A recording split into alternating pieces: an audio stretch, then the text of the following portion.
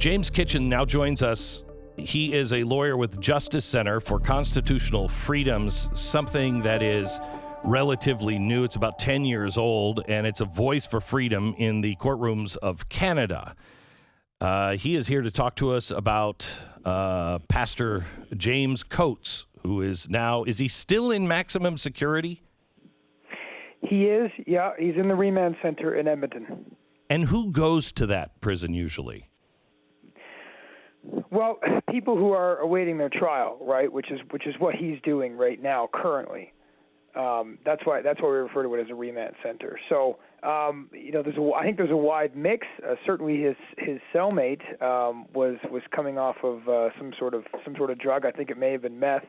For the first day or two, he was in the cell with Coates. So, I can imagine there's a wide range of guys in there. And was he in solitary confinement for a while? Well, I don't know if I'd quite call it that. I mean, what was going on is that he wasn't allowed to have any visitors, so he couldn't see his wife. He was only let out for 40 minutes a day, and he wasn't allowed to have any, normal social interaction with anybody except, of course, his cellmate. The reason for that is of course, the 14-day COVID, isolation restrictions that they have on prisoners coming in. So that's not like normally in the prison you are able to receive some visitors and you have some time out with in a common area with some other prisoners. He's not getting that because of the COVID restrictions, not because of any other reason. So I mean, solitary confinement probably isn't quite the word, but it's certainly taxing to only get those 40 minutes out and not be able to have any visitors. So what is happening? Why was he arrested? Tell us the story. Sure. So his church is probably one of the few that not only believes they should all meet together at the same time on a morning, but are going to do it even when the government says not to, because they first of all, I mean, they don't believe in the science behind it. They don't think it's a justified violation of their rights because they don't think there's scientific evidence to back it up. But it's also a violation of their religious beliefs, right? Because if they follow Scripture, and Scripture says we are all to meet in person, not over Zoom, so that we can, pray together, sing together, do baptism together, have the Lord's Supper together, et cetera, et cetera. So his church meets at its full normal capacity, and he's the head pastor. He presides over that service most Sundays. So because he was at that capacity and not at 15%, which is what it's supposed to be here in Alberta, he did that for several months, and eventually he was arrested and released on a Sunday after a service, given an undertaking by the police. He refused to sign that undertaking, so he refused to agree to it. So there was no real undertaking. However, the next Sunday he held church again, and the police asked him to turn himself in, and when he did, they charged him with breaching that undertaking, and that led immediately to a bail hearing. Now they also charged him with breaching public health measures, but that was kind of the key charge there, because that's the only one that's criminal. And so that led to a bail hearing. At the bail hearing, he was released, but he was released with a condition. And the condition was that he stop breaching the public health orders, which he couldn't do, of course, because that would mean now church would have to be at 15%. So because he wouldn't agree to the condition, he had to be held in jail. Now, are they doing this to business people? Well, they haven't put any business people in jail. I have a lot of experience with this in Alberta, and I can tell you there's a lot of tickets. There's a lot of attempts by the local health authority to close down the businesses. There's been some court applications and some court orders, but they haven't actually arrested and tried to throw any business owners in jail yet. So you would think that business owners don't have the standing that a church would have. I'm trying to remember what your Bill of Rights is called up in Canada. It's not as strong as ours, but ours is worthless right now. But you have protection for speech and for religion, right? We do, yes. It's called the Canadian Charter of Rights and Freedoms, and it's the portion of our Constitution where our civil liberties are protected. And Section 2A protects freedom of religion, and 2B protects freedom of expression, as you said. 2C protects freedom of peaceful assembly, which is, of course, also being exercised on a Sunday morning by this church. Yes, similarly to you, we have these protections. They're not worth much unless the court has a will to enforce them. unless the government has any sort of will to respect them. They're not worth much, unfortunately. So that's the situation we face. And yes, the pastor would have more rights than a business owner. So why was he singled out, do you think? That's a good question. He's been doing this for a long time. It's been 3 months that he has been, just saying, look, I serve Jesus, not the government, and my church is going to continue to do church as we see is best for our people, is the most loving thing that we can do for our people. And to actually be here. Has there been extreme breakouts among his flock? No, there hasn't been any. There hasn't been any.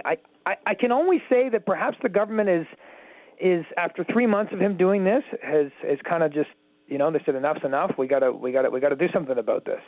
But wait, there hasn't been any outbreak of COVID in his congregation. And while he was being arrested, aren't the numbers going dramatically in the opposite direction? I mean, shouldn't they be easing up on these restrictions? Because the numbers were going way down, were they not? Well, that's the elephant in the room. Are the restrictions about politics, or are they about safety and health and medicine and science and facts, right? So, this is a church of 400 members. They've had no outbreaks of COVID. Nobody has died of COVID, but they have had somebody die to the lockdown measures. They had somebody die prematurely because he couldn't get his cancer treatment. So, this isn't ultimately, in my opinion, about science, facts, medicine, evidence, safety. It's not about anything. It's about politics, right? So, because if we did actually just care about trying to keep people safe or public health or what have you, then if you had a church that was open full on for 3 months and had no outbreaks and no issues, you'd leave them alone. Yeah, obviously it's working. Obviously the government is wrong about their restrictions on churches. Obviously it's working, and obviously they're fine. And maybe we should actually go worry about the nursing homes where the problem really is. Right? So, that would be a reasonable approach, but that's not how politics works. So if it's politics, do you have faith that the court is not tangled in politics? 'Cause here in America it is. Well, where is it not, right? Of course, my faith is not solid. I certainly hope and look to the courts for them to think independently, for them to fulfill their role, to be an effective check on government power, an effective balance on that, to be a sober second thought and to not merely accept everything the government says, but to actually critically analyze whether or not it's true. I would hope for that, but so far in Canada, I've seen very few instances of that happening. Most of what I've seen is the courts simply rubber stamping government measures. So it's terrifying. Yeah, it is. So what can people do to help? Well, first of all, the church, I assume, was going again yesterday. He was still in prison. They had another pastor, and was he arrested or fined? He wasn't. Interestingly enough, for only the second time in 3 months, the public health inspectors did not show up. And the local law enforcement were in the area, but didn't even enter the parking lot. So that was interesting and surprising. The church was certainly prepared for the hammer to come down. And so it's hard to know what they're thinking, but it says volumes that nobody showed up. The church had a large number of people there. In fact, they had to turn people away just to be in accordance with their normal 100% fire code for actual safety. They had to turn some people away who kind of stood around outside and listened to an outdoor speaker to the service because they didn't want to leave. They were so happy to be there. So it was interesting. So what can people do to help? Well, I think the most important thing people can do is to stop self-censoring. Now, obviously, some people agree with this. They agree with the lockdowns. But for the growing number of people who don't, it's important on an individual level that each one of them stand up and be counted and speak out. And if they disagree with it, to say so, right? And to take some action, peaceful action, of course, but actually say, no, this is wrong, and I'm going to do something about it. I'm going to let my politicians know, and I'm going to start talking to people I know, and we're going to start, living life and not believe in this stuff anymore, and we're going to say so. That's the biggest thing, right? We got a lot of people who disagree with it quietly. They don't say anything, and then there's just a few people like Pastor James Coates and then the government tries to single them out and take them out. But if all the people who disagreed and opposed it stood up and said, we're done with this, we're tired of being governed and policed in this way, we're tired of our rights being taken away, then this thing would start to crumble. Well, I will tell you, that would be the easiest thing. I know that Pastor Coates' wife said over the weekend that don't stand by the 15% capacity limit. She said, even though my husband is in prison for it, the best thing you can do is open your churches and stand up, because they can't arrest all of us.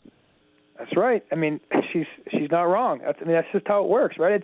It's still a democracy that we live in, right? It's obviously it's starting to fall apart, but we're not. It's not a totalitarian dystopian nightmare yet. We're on our way there, but it's not there yet. There's still, it could still be turned around if enough people said, no, we don't want it to go there, so we're not going to let it go there. We're not going to put up with this, right? She's right. Thank you so much. I really appreciate it. James Kitchen, lawyer for the Justice Center for Constitutional Freedoms. We'll follow this story of Pastor James Coates, and please keep us updated. Thank you so much. You're welcome. Thank you.